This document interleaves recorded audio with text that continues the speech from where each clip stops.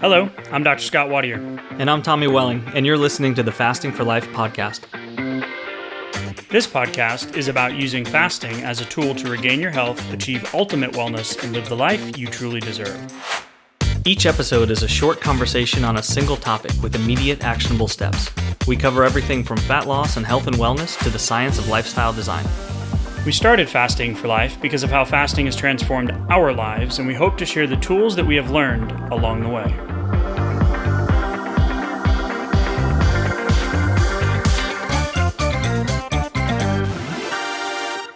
Hey everyone, welcome to the Fasting for Life podcast. My name is Dr. Scott Watier, and I'm here as always with my good friend and colleague Tommy Welling. Good afternoon to you, sir. Hey, Scott, how are you?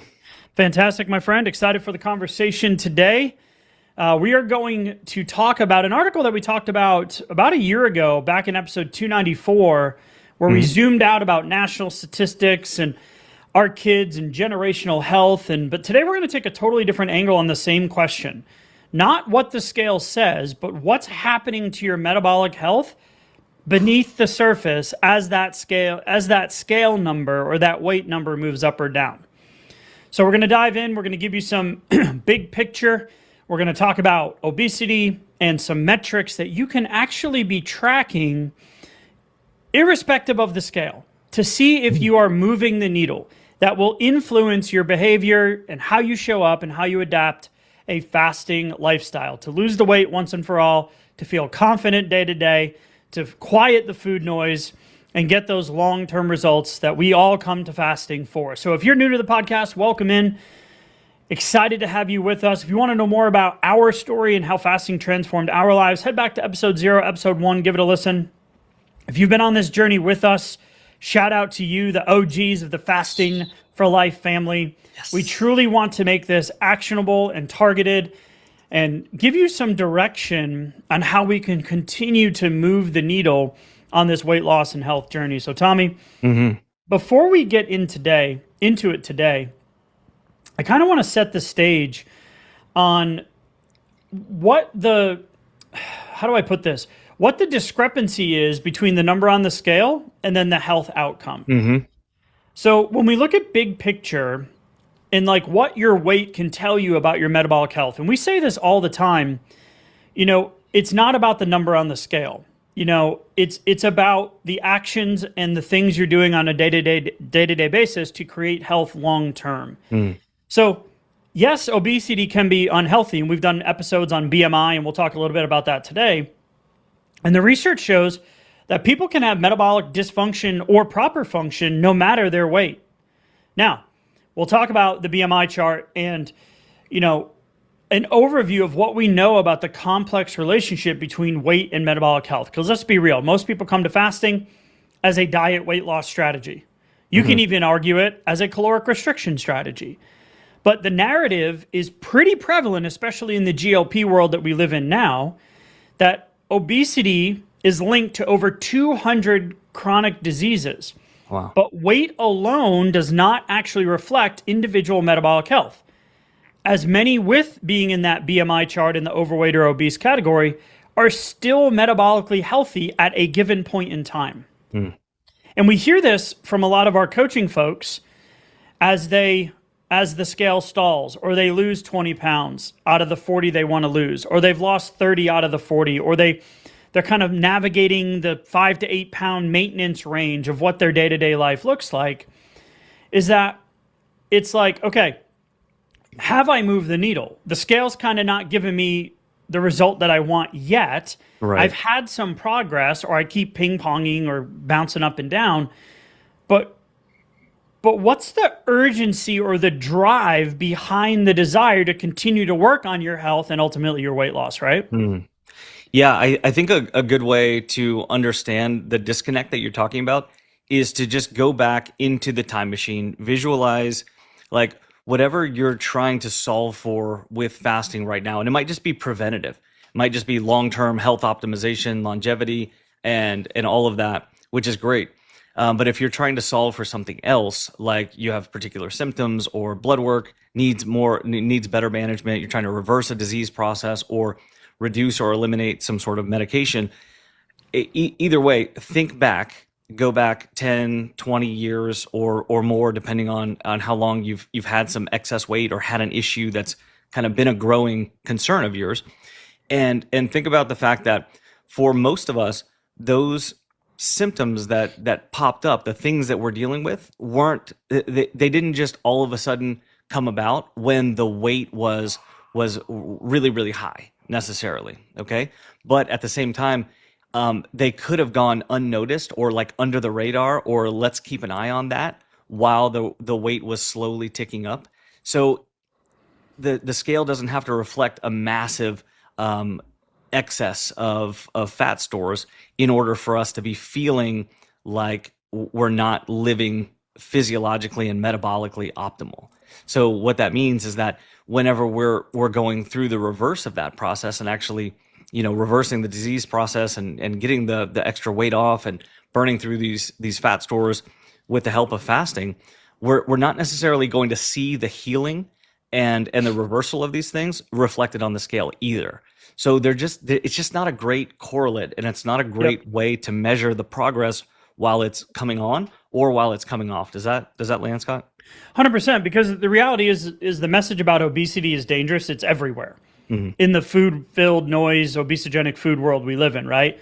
So, a major marketing arm of the GLP-1 push, right? So the idea is really embedded in discussions of metabolic health as obesity increases the likelihood of insulin resistance, prediabetes, metabolic syndrome, and a cluster of conditions that elevate diabetes, stroke, and cardiovascular risk disease. But at the same time, some people with obesity never go on to develop these conditions, right? While some people at a healthy weight, and even those on the thinner end of the spectrum, do develop these issues, right? And we all know people that fit both of those categories. Like, Aunt Sue's a diabetic? Like, what? But she looks good. She looks great. She's active. She's active. And what? Yep. So to what degree is our weight really indicative of that underlying metabolic health? And the answer is obviously complex. So when we connect the dots between weight and this metabolic health, because there's studies that came out, 88 to 92% of the population is metabolically unhealthy. There's 80 million Americans that are undiagnosed type 2 pre-diabetics. That you have some form of cellular metabolic dysfunction going on with your body's ability to use and or store energy. When you store energy, you store it as fat. We just did an episode last week about fat cells and kind of their signaling and what that creates as a long-term problem. So it would be foolish to ignore our weight completely, but that biomarker alone doesn't provide the full picture. So we're going to talk about things like waist circumference, triglycerides, HDL, the ratio between those two, your blood pressure, and ultimately your fasting glucose, and more importantly, your fasting insulin. So I don't want to go down and have the whole conversation about BMI, because we've done that multiple times. It has its shortcomings. It's outdated. It was more of a population data processing tool, statistical analysis tool, than a direct correlation to disease or future disease processes. Right. So we'll talk about that. But what we know about weight-related risks, because this lack of urgency to take a different action or to stick to your fasting window or make a better food decision really isn't just a one-factor problem. It includes your food choices, your sleep, your stress. These are all related, never mind the food world that we live in. But it's the fact that the longer that you are in a state of carrying the excess weight, the greater the chance of you ending up to be one of those lifestyle, health, chronic condition statistics that we always talk about. Right? So what we want to do is we want to kind of paint a picture of what are the things that we should be doing that will then motivate us to want to stay consistent when the urgency fails, or the stall on the scale, or I'm kind of in between the yearly blood work check. Like, what are the things that we should be doing that we're looking at to know on a day-to-day basis that, we're still moving the needle here, and we're going to get or stay at that end result that we ultimately want, which is the scale victory, the non-scale victory, the more energy, the fitting into a certain pant size, the feeling confident in a bathing suit during the summer, whatever that is, right? Right. And, so it comes down to first understanding the perspective that reversing some of these processes will probably take longer than it would look like just by calculating, like going to an app. Like I went to lose it so many times back in the day, and then said, okay, if I have 30 pounds, I want to drop about a pound and a half per week. How long is that going to take me? Okay, and then kind of setting my sights for that type of goal, and then also assuming that when the weight comes off, then the symptoms that were following along with that weight will also be gone at that point too. It's really not quite how it works, because there are two different processes, like you said, Scott. Storing extra fat within the fat cells themselves, or potentially multiplying and growing your number of fat cells also, which we talked about last week too. These are different processes from developing insulin resistance, lowering insulin sensitivity, and then regaining that insulin sensitivity over time too. So they're not just 100% correlated. So if we can start with that understanding, then what that means is I'm going to be more patient with the process. I'm also not going to necessarily live and die by the feedback given to me by the scale, because I can be feeling better. I can notice more energy, more vitality, feeling more like myself, lower brain fog, feeling like I'm firing on all cylinders more of the time, easier to get out of bed, easier to maintain a consistent sleep schedule, less food cravings, fewer instances of just food noise throughout the day, having an easier time closing my window and setting my next fasting timer, more success with my fast. All of these things are really, really good positive indicators that things are improving, but these things will not be usually reflected on the scale. They might come along with scale victories also, which is great, but not necessarily. So we have to keep that in mind, because it's not about just judging our recent fasting efforts and our recent food choices and things like that just from what the scale is saying. I'm going to have a long list of things like this that I can be looking for. We typically call them non-scale victories. And I really need to be on the lookout for all of these, so that when the scale isn't rewarding me or it isn't reflecting my recent efforts, I can make a very objective call. Am I feeling better? Do I feel like I'm doing the right things over time, over the last few weeks and few months, rather than just over the last couple of days based on the scale? And so that can give me the ability to make good, rational decisions, make the next best choice, set the next fasting timer, and continue with what's working. Like I could be doing really, really well, but at this point, I'm kind of stuck in like a momentary maintenance kind of thing where I'm kind of out of balance. My body's recalibrating, and I'm not seeing any scale victories right now, but that's okay. But It's only going to feel okay if I've set the right expectation and kind of set the stage for this thinking ahead of time, right? Exactly. So let's talk about a couple of different scenarios here. So we just had someone in coaching who's been with us for about 6 months and still has about 15 pounds they want to lose. They've lost about 20, and they've kind of been hanging out here for the last couple of months, making great lifestyle changes, doing the resistance training, checking in with how am I feeling? Am I tired? Am I fatigued? Am I more cravey? Am I having post-meal crashes? How's my sleep? But the reality is like the scale's a bad coach, because it can't really tell you your fat versus muscle or your water versus glycogen. If any of you use one of those biometric impedance scales like Hume or others, that thing can go batshit crazy, right? Like overnight. You're like, wait a minute, what just happened, right? And it doesn't tell you the visceral fat around the organs or the subcutaneous fat under the skin. The visceral fat is the one that we really want to target. And if it does, it's not that great at it, unfortunately. Yeah, compared to, let's say, a DEXA scan, let's say, right? So you can lose the weight, but lose muscle and worsen metabolic flexibility. You can keep the same weight while radically improving your health markers. Sure. So this individual has been staying the course and just came back with a report that blood pressure is normal, A1C is down, fasting blood sugar and fasting insulin are down, triglycerides are down, HDL is up, the ratio is healthy. So that's hey, I'm still not where I want to be on the scale, but I have just completely reversed my progression towards metabolic syndrome and ultimately those other 200 possible related conditions that are related to excess weight and insulin resistance, right? So much more important. Crazy. Exactly. So the scale is a 1 pixel image of a 4K problem, That's a good way to put it. right? Now they have like 8K or 24K or whatever. I Sure. can't keep up. Yep.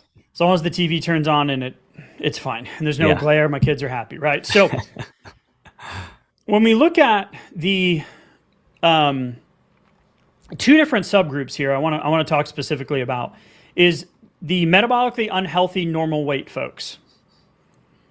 Okay, then we're going to talk about the metabolically healthy, obese, or carrying extra weight folks. We don't need to talk about the carrying excess weight and your labs are already off folks, right? That's where I was. Blood pressure was ticking up, visceral adiposity was there, ex-powerlifter, count my calories, tracking my macros, yet my labs kept, my liver enzymes were elevated. I won't share the whole story. You want to go back, listen to episode 0, episode 1, I talk more detail about it. But that's why when we're looking at this, normal weight, higher risk category, we want to make sure that we're looking at not the BMI per se, but the waist circumference or your waist to height ratio. This is an indicator of visceral adiposity that we've done dozens of episodes on, the detrimental fat that's stuck in between your organs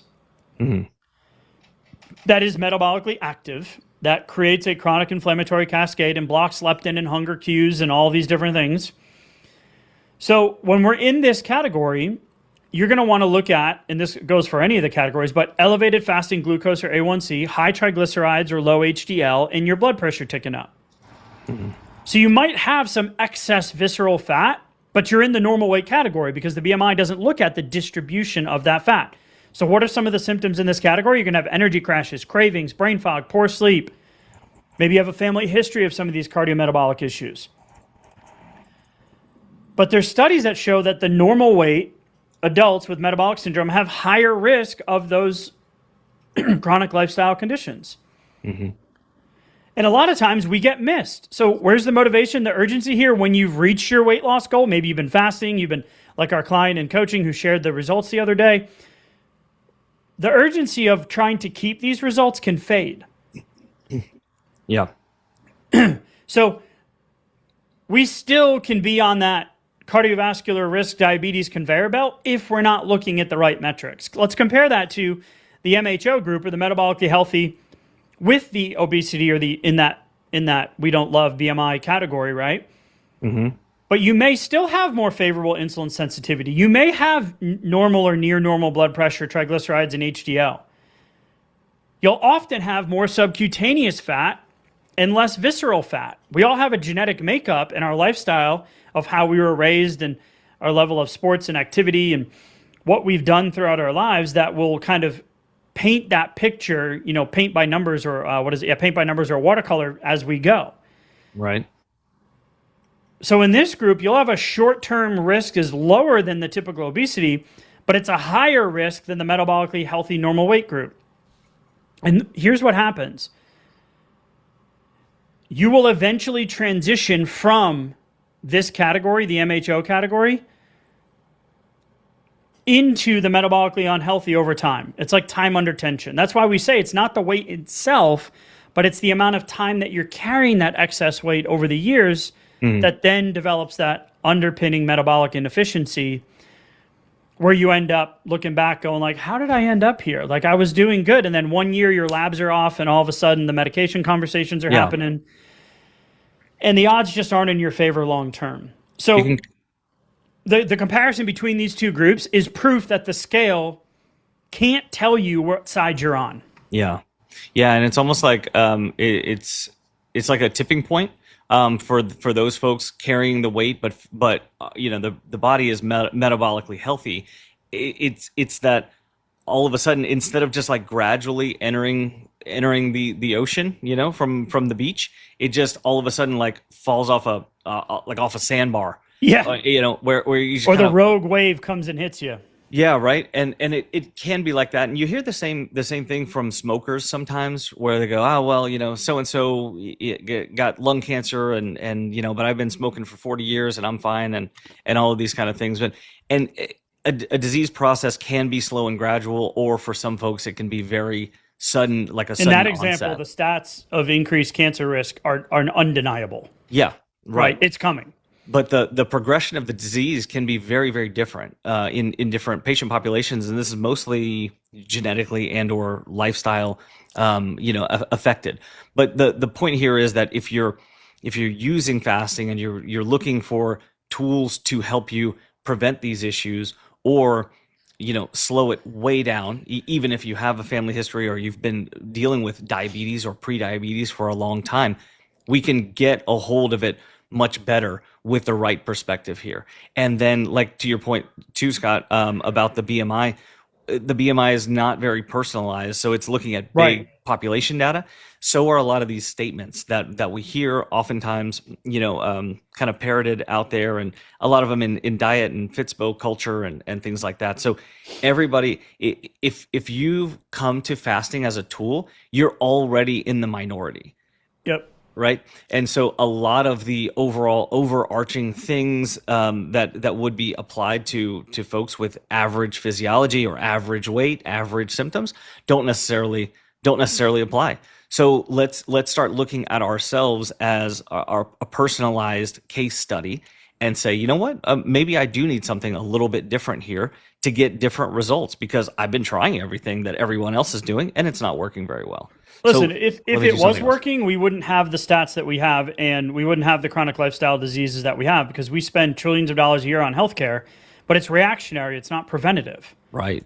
Right. So it's like, how do we get ahead of that? Sorry, I cut you off there. No, you're good. I was done with that thought. I think it's a good thing that we understand, and then we can look at this the right way as a personalized journey, rather than I just need to do what everybody else is doing because I must just be wrong, or I just need to do it again, or do it more, or do it harder than I've been doing it before to get better results. Right. That's why the old adage, and this is where Dr. Fung, when he in one of his books, I can't remember which one it was, might have been Obesity Code, where he was like, wait a minute, either what I'm doing is wrong, or every single patient I have is a bad patient and doesn't follow my recommendations. Exactly. Right? Like, eat less and move more fails more chronically now than ever. We wouldn't have the results that we have. We can't just blame the obesogenic, refined, ultra-processed food world that we live in. We just can't. Oh, well, it is what it is, right? No, we have control over this. So let's talk about metrics that beat the scale and be really, really practical and actionable here, Tommy. So here's the scoreboard to replace what do I weigh. Now, remember, the scale is 1 pixel in a 4K picture. So does it matter? Yes. Is it indicative? Yes. Should we reach our goal and stay there? But we need to capture that urgency and know that we have other things that we can focus on that will truly move the needle, so you don't end up in one of those two groups that I talked about earlier, right? So waist and shape. This is category number 1, waist circumference. So this is why we're going to look at waist circumference as an indicator. And it's really clear what the data shows on the waist circumference. So less than 40 in men and less than 35 in women. Now, this is something that we do during our challenges, where we go over this on one of the days. Mm-hmm. And I'm not going to lie, this pisses a lot of people off in the challenge. And we warn you, we're like, hey, this might be a little frustrating. Sure. Frustrating to me. Right? This might be a little frustrating, because I thought I was doing great, and now you're telling me, crap, I'm not even close. And I'm right on the upper borderline of healthy now after 6 years, because of that visceral fat that I was carrying for all those years, right? Yep. So I get it. I feel it. But waist circumference is an indicator of a 7-year causality of insulin resistance and ultimately metabolic problems. So waist circumference, less than 40 in men and less than 35 in women. Now, you can also do your waist, not just the waist circumference, but the waist to height ratio, right? And you can just look up an online calculator. We can put it in the show notes. Mm-hmm. But that waist to height ratio is also a distribution of where that extra weight is, which is much better than a BMI category or a number on the scale, because that's going to be looking at that visceral adiposity, right? So a lower waist to height ratio is a better long-term metabolic health outcome. Okay? Okay. Number 2, blood sugar, fasting glucose, right? We know that this is the Mythbusters. I use this analogy. I don't know if it makes sense or lands, but I'm going to say it again, is if you're doing a test to see if water causes metal to rust, and you were just going to put, let's say, an old car bumper in a big bin of water, Okay. and you put it in there, and you came back a week later and you looked, you're like, oh no, water doesn't rust metal. Right. Huh, great. But if you left it in there for 3 months, a year, 10 years, 2 decades, you'd come back and you wouldn't even know that it was a bumper. Yeah. It would be so rusted out and broken down, right? Yep. So blood sugar, fasting glucose, is a lag measure. So if you're in the upper, that's why we say optimal blood sugar is less than 86, not the 70 to 99 range that's appropriated with most of your standard labs. And then the bigger one is your post-meal glucose. What is your insulin sensitivity doing, or your body's ability to process the energy you're eating? Because big spikes and slow returns to that normal, the pre-meal level, is a sign of poor metabolic flexibility and future problems. So A1C and blood sugar, those are lag measures. They're looking at the after effect of what's been happening, right, over the last 24 hours for fasting blood sugar, or 3 months for A1C. We want to look at insulin, fasting insulin, because that's upstream.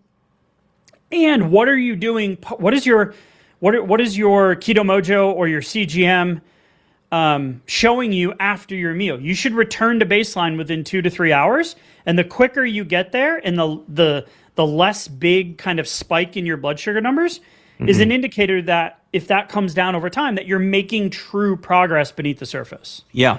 And I like that framing, because if you measured that area under the curve and like the total time, it's not something simple that you can just, go, okay, I was a 4, now I'm a 3, or it was a 6, whatever the case may be. It's not that simple, but visually you can see it. You can compare those things, especially if you keep your food choices relatively consistent. And so then that's really important, because you can compare that quickly visually. But like we hear this argument sometimes, which is, hey, you guys talk a lot about taking a post-meal walk, and that's going to help with blood sugar, that's going to help with area under the curve. But at the same time, I've done the post-meal walks. I do 15 minutes or 30 minutes, whatever the case may be. I see my blood sugar come down, but then I see it pop back up. And that's okay. That's also normal. It's totally fine. Here's what it does. It still reduces the total time of that area under the curve. That elevated blood sugar, in essence. Yeah, the total still comes down, because you spend less time at those elevated levels. And so that means the longer the walk is, and this is low intensity, steady state, the longer that walk is, the more it will reduce that area under the curve. And so what that does is it actually accelerates the physiological cellular metabolic healing that is what we're talking about. Are you going to see the results on the scale the next day? Probably not. But that's okay. Again, this is a huge confirmation that your lifestyle choices matter, and they are making a difference, and you should continue them even when the scale gives you negative or neutral feedback. Yep. So let's talk about the other 3, and then we'll talk about some action steps and we'll wrap up. The last one is lipids. Okay. So I'm not talking about your standard cholesterol panel and your LDL. In your cholesterol, total cholesterol to HDL ratio. What I want to really highlight is triglycerides and HDL. And we talked a little bit about triglycerides in last week's episode, but high triglycerides and low HDL are classic signatures of metabolic problems and insulin resistance. So we want to look at triglycerides coming down and HDL coming up over time. Now, when you start fasting, your triglycerides might raise a little and your HDL probably won't move very much, because you're mobilizing more fat and going through that fat oxidation process to burn off that excess weight, right? But your triglyceride to HDL ratio is a simple, powerful marker that you can track over time. Less than 2 is good, less than 1 is ideal, right? So this is something you can check in twice a year, once a year, and be like, hey, where am I going? Am I moving in the right direction? Regardless of if the scale is moving up or down, are the lifestyle changes that I'm making, or my fasting efforts, my post-meal walks, my prioritizing sleep, and my better nutrition choices, are those actually moving the needle? Yeah, perfect. Right? The next one is blood pressure. So this was me. My blood pressure was always on that kind of higher end, higher range, a little bit, had insulin resistance years ago. All the steroids and antibiotics and stuff when I was struggling with severe allergies and asthma growing up. Yeah. So I was always like, oh, this is just me. I run hot, right? I run high. But the blood pressure reflects that vascular and metabolic stress, even at a normal weight. This is why metabolic syndrome is you have to have 3 out of the 5 metrics out of range. I believe it's 1, not just 3 or 3 out of 5. If you have one of these, you're on that path. Let's work on that one. Let's not wait till it's 3, right? Yeah, right? So that's why I talked about the healthcare system being reactionary rather than proactive earlier. Absolutely. And the last one is the visceral fat, right? Or organ fat. You can't see this on the scale. And I'm not saying go get a full body MRI or CT scan.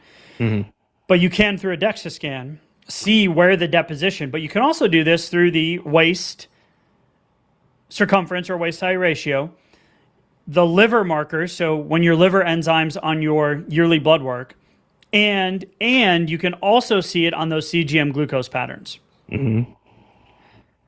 So these are the 5 things that we really want to be focusing on. So waist circumference or waist height ratio, triglycerides, HDL, the ratio between the two, right? So I'll put that all in one category. The blood pressure, and your fasting blood sugar being less than 86, as well as getting a fasting insulin test done.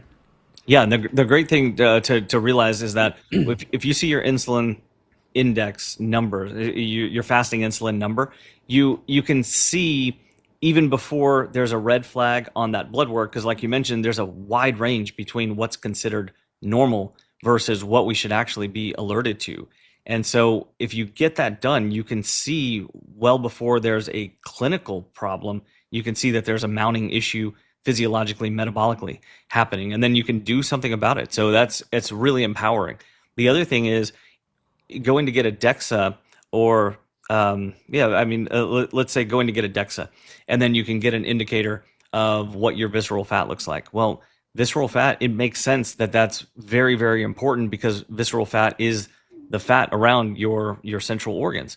And so it's directly impacting the efficiency of your organs. So you need liver efficiency in order to be a correctly functioning biochemical machine.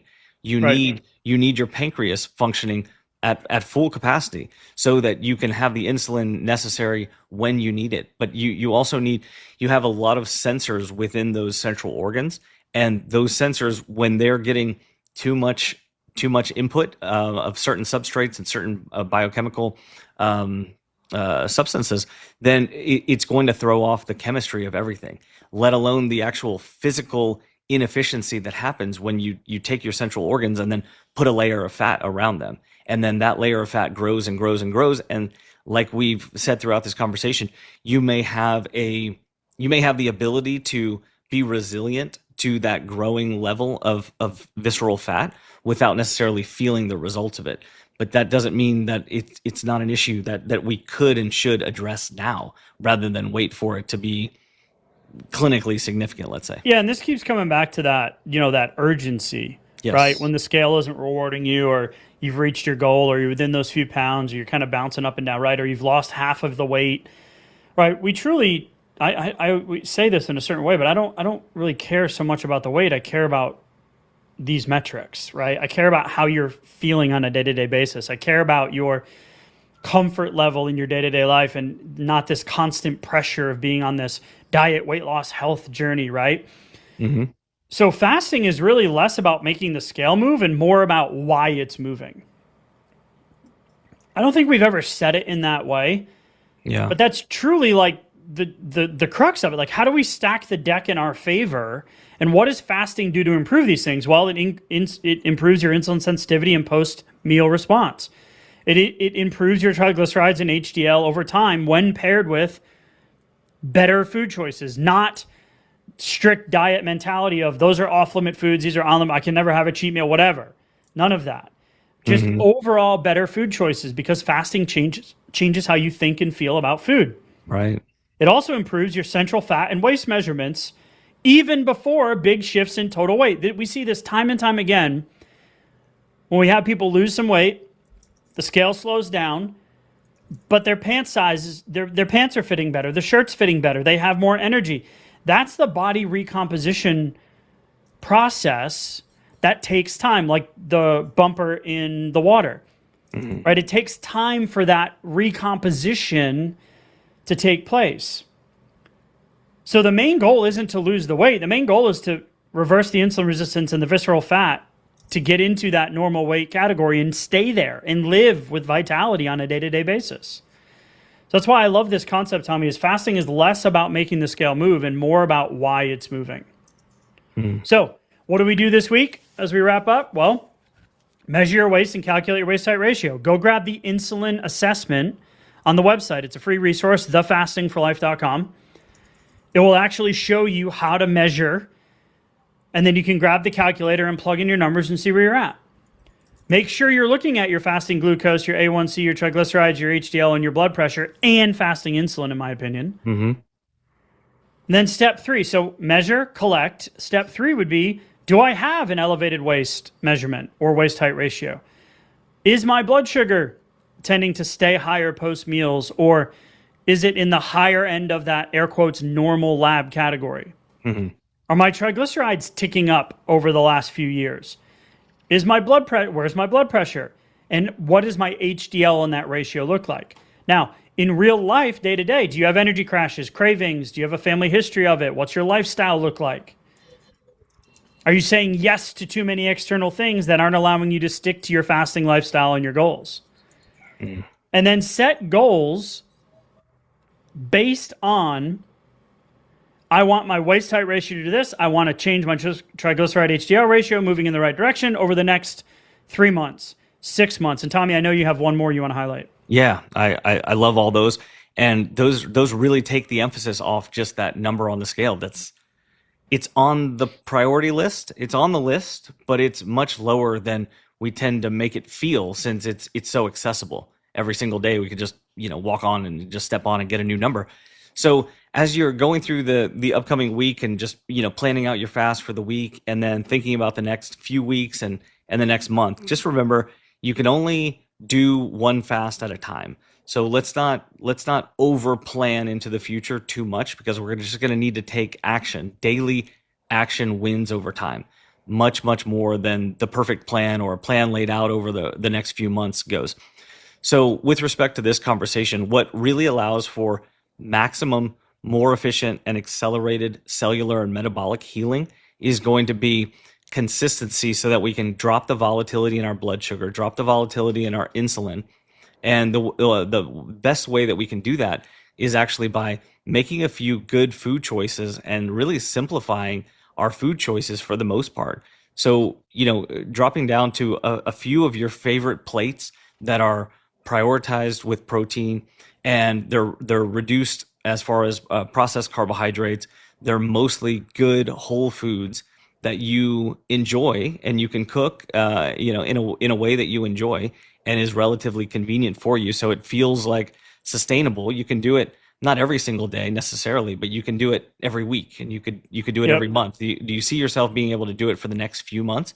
That's a really good sign that it's very sustainable. So do that and apply some consistent fasting windows, rather than feeling like a freelancing pinball going back and forth with your kind of random fasting choices like I've done many times in the past. So consistent windows and consistent food choices are going to win, and that's going to be your superpower to accelerate the process. Absolutely, Tommy. I love it, man. Appreciate the conversation. So remember, the number on the scale, it's 1 pixel of a 4K picture. It's just a tiny piece of the story. What really matters is how your metabolism is functioning on the inside, your waist, your labs, your energy, your cravings. So this week, don't obsess over the weigh-in. Pick a new scoreboard metric. Track it. Take one small step to move it in the right direction. That's how you change your fasting lifestyle and your health journey. It's how we change the generational health of our families that we talked about in episode 294.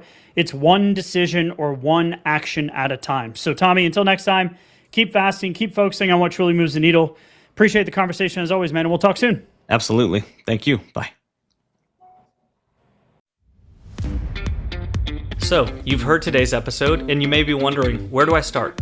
Head on over to thefastingforlife.com and sign up for our newsletter, where you'll receive fasting tips and strategies to maximize results and fit fasting into your day-to-day life. While you're there, download your free Fast Start guide to get started today. Don't forget to subscribe on iTunes, Spotify, or wherever you get your podcasts. make sure to leave us a 5-star review, and we'll be back next week with another episode of Fasting for Life.